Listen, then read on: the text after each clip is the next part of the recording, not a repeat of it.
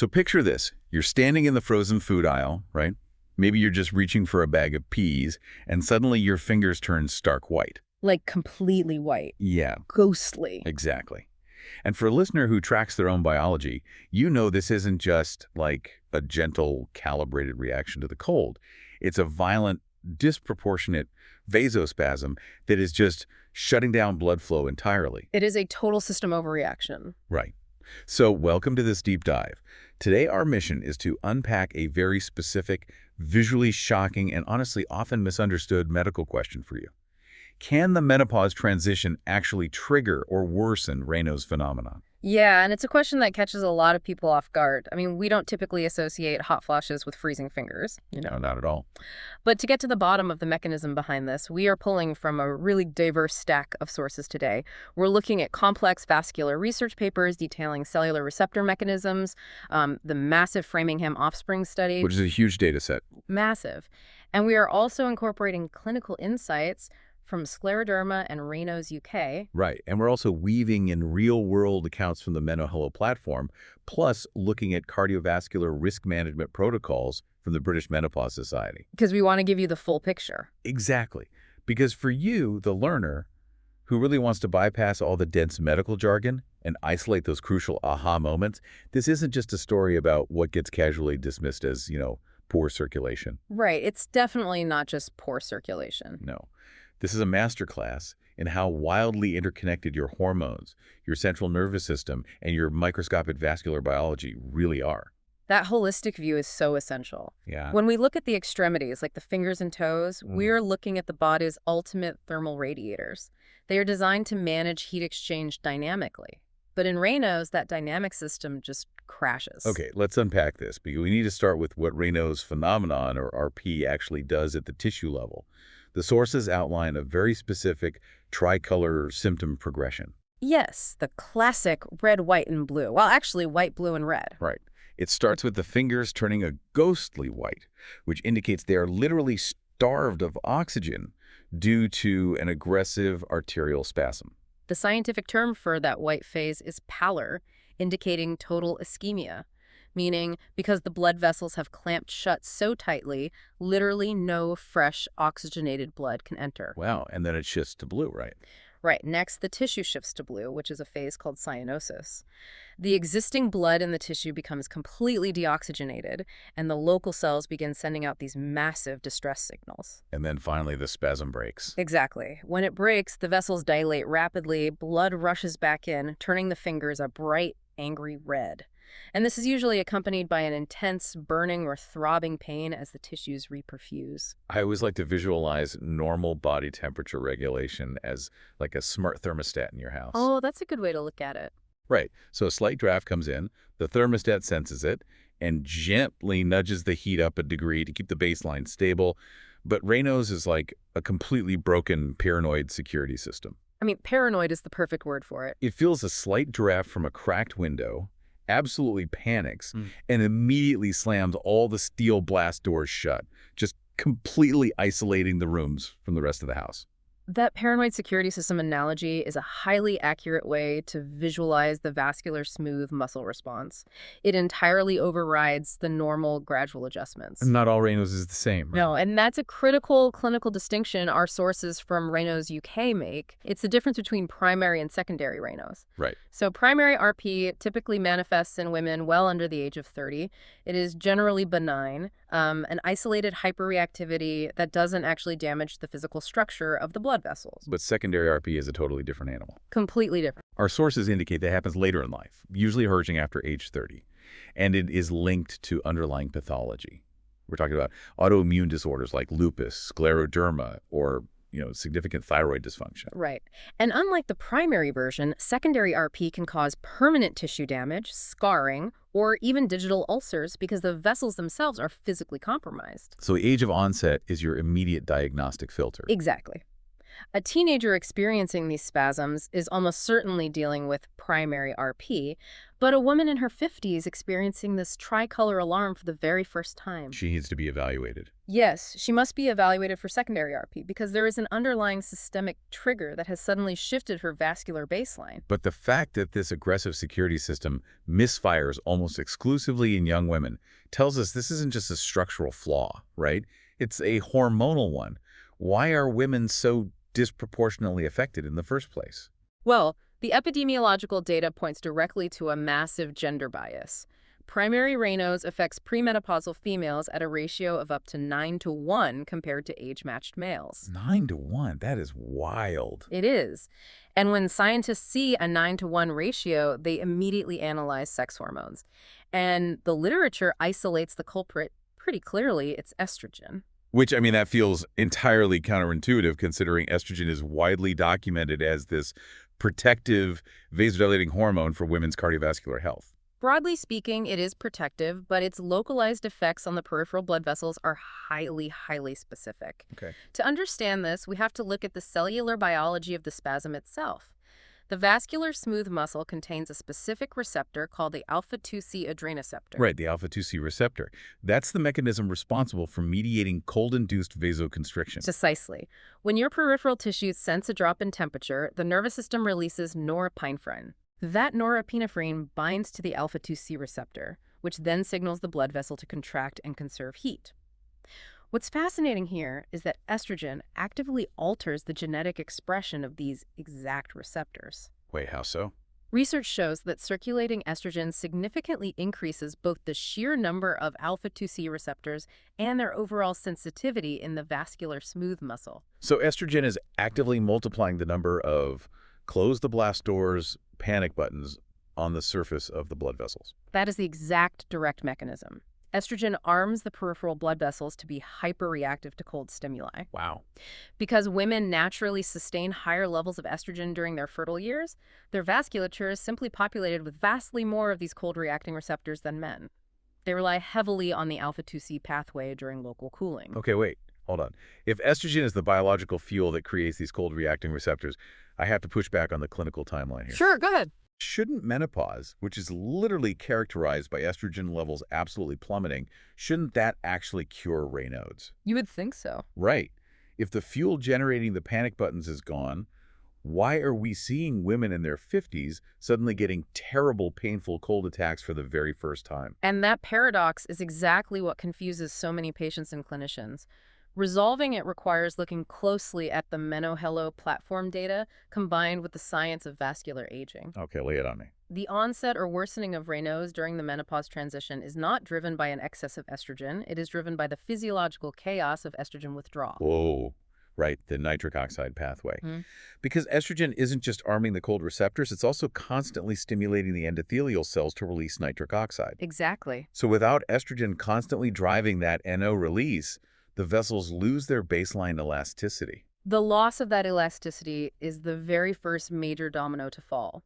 For decades, a woman's blood vessels have been bathed in estrogen, maintaining a flexible, highly responsive vascular tone. But when estrogen drops precipitously during perimenopause, that protective nitric oxide production just crashes. The blood vessels become structurally stiffer, less compliant, and highly vulnerable to localized inflammation. So they can't bounce back. Right. They literally lose the mechanical ability to easily dilate and recover from a spasm. So the body isn't necessarily panicking more about the cold, it's just that the blood vessels themselves have lost their shock absorbers. Yeah. They are brittle and structurally compromised. Exactly. And layered on top of that structural stiffness is a massive neurological disruption. The hormonal fluctuations of perimenopause throw the hypothalamus, the body's central temperature control center in the brain, into absolute disarray. So your internal thermostat swings wildly, triggering the exact same misfires that cause hot flashes. Yes. And then we add the acute stress response into that volatile mix. Right, because the Theralpine source documenting cold exposure shows that when a human body experiences a cold shock, it triggers a massive neurochemical cascade, specifically a 530% increase in norepinephrine. Which is huge. It is. And as we established earlier, norepinephrine is the exact neurotransmitter that binds to whatever alpha-2C receptors are left to violently narrow the blood vessels. Now synthesize that entire clinical picture. You have a midlife woman whose blood vessels are structurally stiffer due to sudden nitric oxide depletion. Okay. Her hypothalamus is actively glitching, misreading her core temperature. Right. She is likely experiencing the systemic stress and sleep architecture disruptions that accompany menopause, meaning her sympathetic nervous system is highly elevated. Her entire vascular network is just sitting on a hair trigger.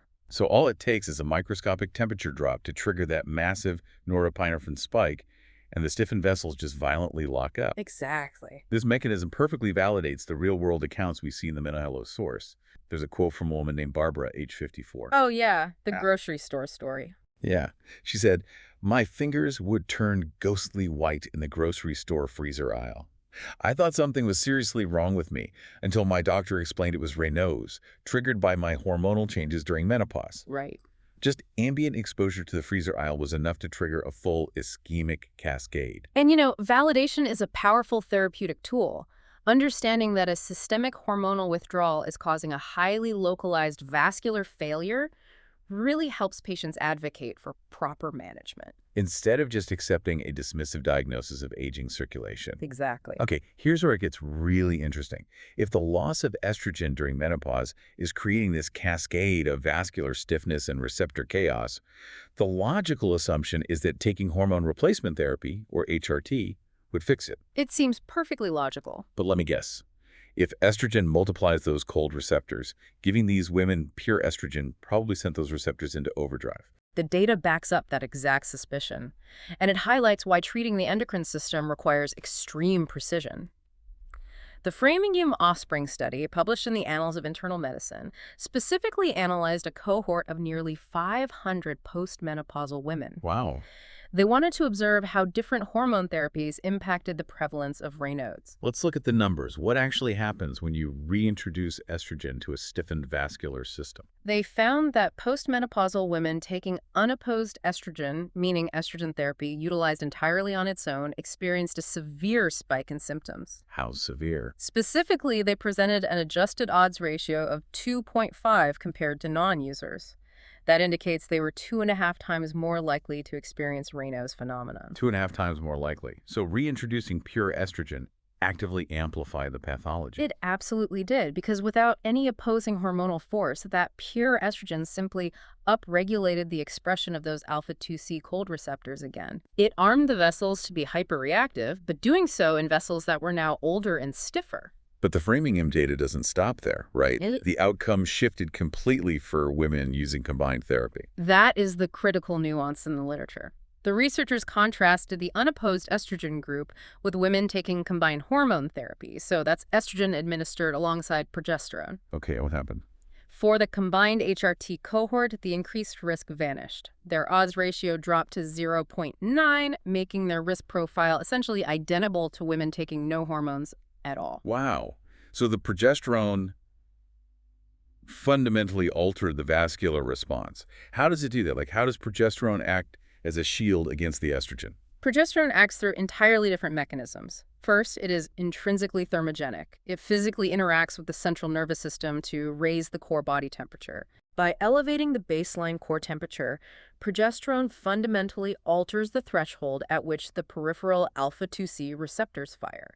It requires a much more severe cold stimulus to trigger the norepinephrine release. Okay, that makes sense. Furthermore, progesterone modulates smooth muscle relaxation, directly offsetting the extreme vasoconstricting pressure exerted by the unopposed estrogen.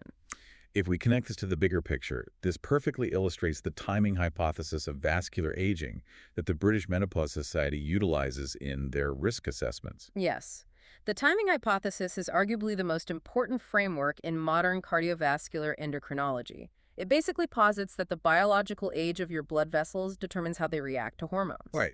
If estrogen is introduced early in the menopause transition, when the endothelial cells are still relatively healthy, it successfully stimulates nitric oxide and acts as a protector. Exactly. But if estrogen is introduced a decade later into blood vessels that are already heavily stiffened or lined with atherosclerotic plaque, the mechanism totally flips. It flips from protective to inflammatory.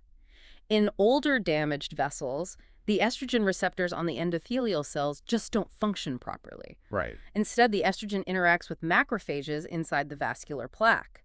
This triggers the release of inflammatory cytokines, which further agitates the vascular wall and exacerbates vasospasms.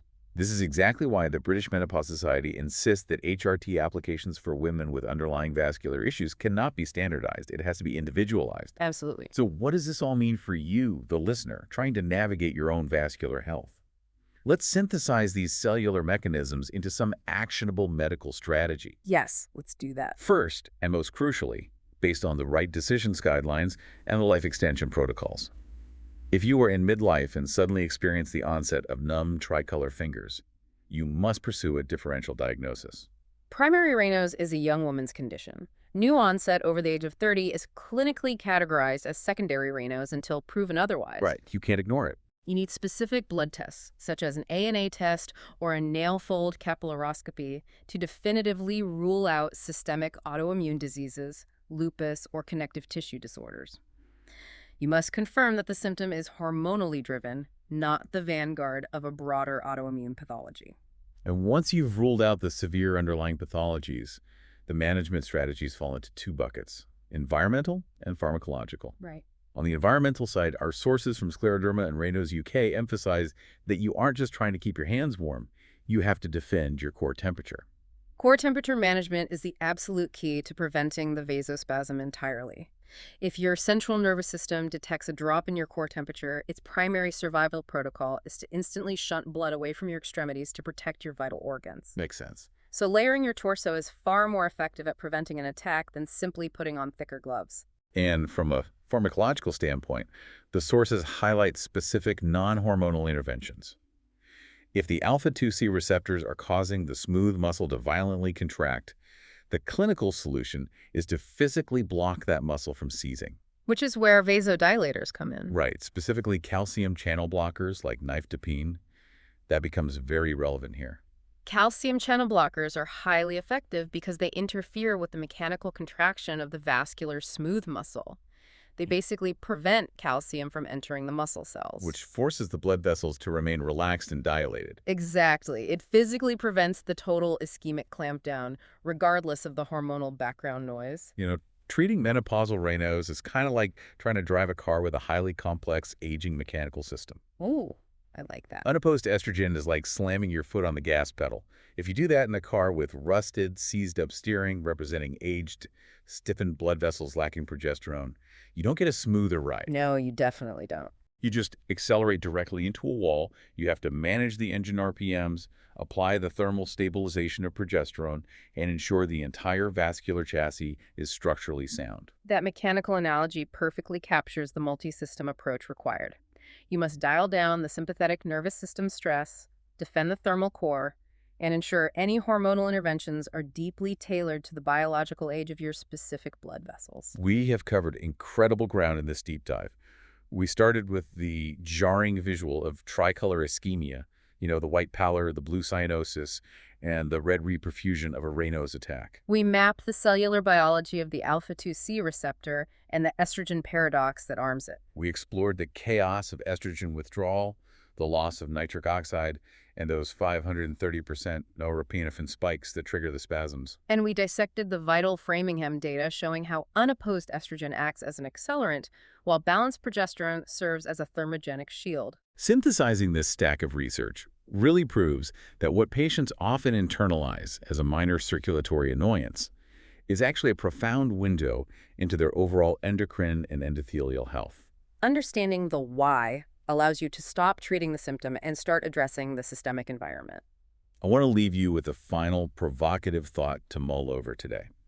We've spent this time analyzing how incredibly intensely our local blood vessels, just the tiny capillaries in our fingertips, react to circulating hormones, core temperature drops, and the physical stiffness of vascular aging. Right. Makes you wonder, if our vascular system is truly this localized, this incredibly sensitive to its immediate environment, could the future of treating cardiovascular disease move away from blunt systemic full-body pills? Oh, wow. That's a fascinating question. Could we be moving toward highly targeted, localized therapies designed to treat specific blood vessels based on the current season, the ambient temperature of your environment, or the exact biological age of a single artery. The shift toward localized vascular precision is a massive frontier in medical research.